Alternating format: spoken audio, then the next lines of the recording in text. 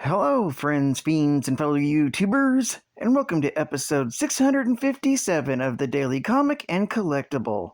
Today, the collectible of the day is the Hasbro Toys Star Wars line, Black Series, Luke Skywalker and his X-34 Landspeeder figure and vehicle box set.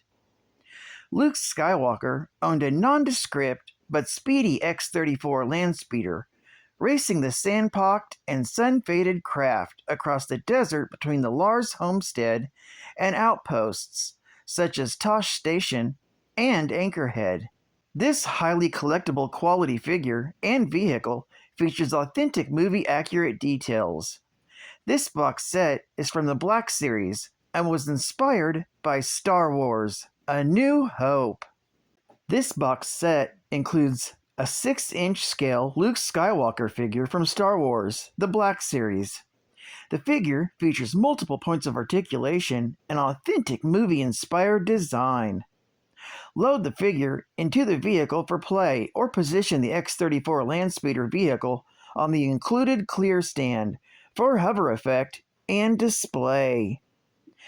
The 1/12 scale premium X-34 Landspeeder vehicle is crafted to look like Luke Skywalker's Landspeeder from Star Wars: A New Hope. This vehicle from Star Wars: The Black Series is exquisitely detailed with true-to-story design and incredible features. Designed for ultimate collectability and display, the Luke Skywalker's Landspeeder and Luke Skywalker figure feature movie-real design and detailing. This 1/12 scale box set includes the X-34 Landspeeder with accurate weather-worn details, including opening storage compartments, posable steering wheel, raised hood with power source, windshield, and even a clear base stand for hovering effect. The set also includes the 1/12 scale 6-inch action figure of Luke Skywalker with ultra-premium articulation, and his accessories include a removable shirt, belt with pouches, and lightsaber hilt, real material poncho, removable hat, lightsaber with blade, rifle, blaster, and binoculars for finding those pesky sand people. This box set is collectors friendly with two versions, the store release and the SDCC box set. Both were released in 2017 by Hasbro Toys. Now, the comic of the day is Star Wars, Volume 1, Issue number 27, with the cover date of September 1979. This is part 2 of the Valance the Hunter Forever Crimson story arc, and part of the Legends series, with story by Archie Goodwin, art by Carmine Infantino, and cover by Carmine Infantino. This issue is titled Return of the Hunter.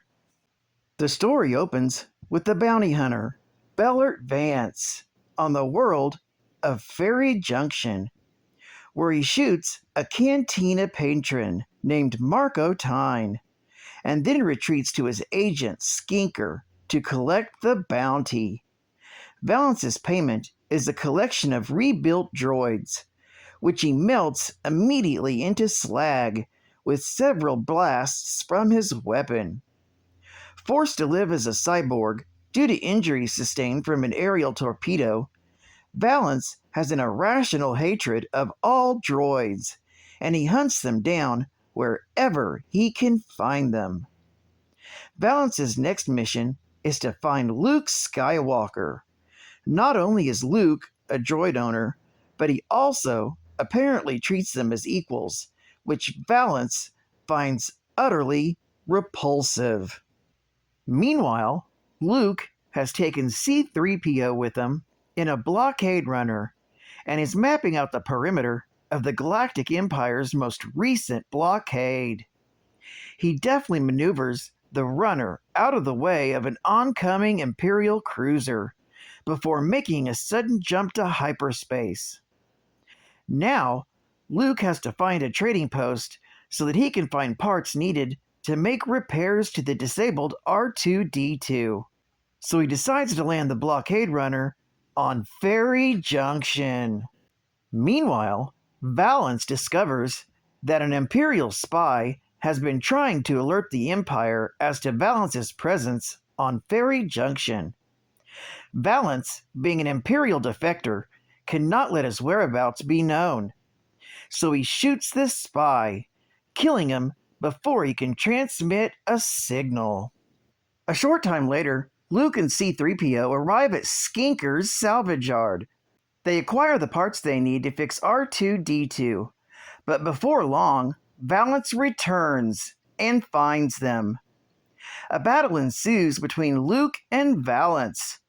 Luke activates his lightsaber in defense, much to the surprise of Valance, who can't believe a lightsaber is being used in this day and age. He tries firing at Luke with his blaster, but Luke deflects the shot with his lightsaber. The blast arcs back, striking Valance in the face. Part of his flesh is melted away to reveal cybernetic parts beneath. Valance manages to get Luke's blaster and saber away from him and is prepared to kill him. In a sudden moment of bravery, C-3PO stands between Luke and Valance, declaring that he's ready to sacrifice himself for his master. Moved by behavior which is typically uncharacteristic of a droid, Valance decides to let them go, blasting a hole in the wall and telling them to leave before he changes his mind. This story is continued in Star Wars, issue number 29. Geek Fact: Baylord Valance might be one of the oldest Star Wars characters you've never heard of. The bounty hunter has a long legacy that stretches back to 1978, years before we met Bosk, IG-88, Dengar, and other scum for hire in The Empire Strikes Back. There was already a bounty hunter in Marvel's Star Wars comic books, making a name for himself. Bonus Geek Fact: Luke Skywalker was born on the asteroid colony of Paulus Massa in 19 BBY, before the Battle of Yavin, shortly after the end of the Clone Wars and the start of the Great Jedi Purge. He and his twin sister Leia, who was born shortly after him, were the children of Galactic Republic Senator Padme Amidala and the Jedi Knight Anakin Skywalker, a former hero of the Jedi Order who had recently fallen to the dark side of the Force and became a Sith Lord. The twins' mother had been choked by their father on Mustafar after Skywalker, believing Amidala to have betrayed him, causing the weakened Amidala to lose her will to live and die, not long after giving birth to Luke and Leia. Obi-Wan Kenobi and Yoda knew that the children, both having a natural affinity for the Force, needed protection from Palpatine and their father. Deciding it would be best if they were separated, the two Jedi Masters agreed to send the infant boy to live with his father's stepbrother, Owen Lars, and his wife, Beru, on Tatooine. Leia was sent to live under the protection of her newly adopted parents, Bail and Breha Organa of Alderaan. Kenobi took the infant to Tatooine personally, making the first leg of the journey in General Grievous's ship, the Soulless One, to Nar Shaddaa, where he sold the starfighter to buy a passage to the homeworld of the Lars family. Intending to watch over Skywalker as he grew, Kenobi chose to go into hiding on Tatooine and live close to the boy. When Skywalker was 10 years old, he ran away from Owen when he refused to tell him information concerning his father. Unfortunately, the boy became lost in a sandstorm. In the desert, he had a vision of a tall, dark figure. And shortly afterward, he met a young boy named Annie. The two boys realized they had much in common. Neither knew much about their father. They were both great pilots, and they both wanted to leave Tatooine someday, and that they could sense things before they happened. They soon discovered a sand person buried in the sand and took his gaffy stick. They then sought a shelter in a nearby cave, but a pack of womp rats drove them back out into the storm, where they stumbled upon a red and white astromech droid. Annie rigged up the astromech's motivator to explode, causing a flare. Unfortunately, the flare attracted the attention of a crate dragon that attacked the two boys. Skywalker lost sight of Annie, but on instinct, he killed the dragon by throwing the gaffy stick at its throat. Exhausted, Skywalker fell unconscious, but fortunately, Owen and the rescue party found him. Once they did, there was no sign of the crate dragon or Annie. Skywalker, however, was certain it was more than just a dream, and Owen knew that there was something special about his new nephew. Advertising ad fact. Get this giant sailplane with a huge 4.5-foot wingspan.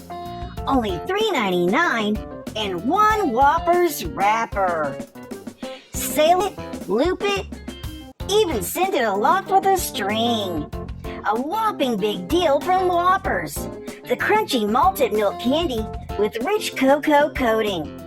Buy Whoppers and fly a whopper of a sailplane. Fly the sleek sailplane that's designed to glide for long distances.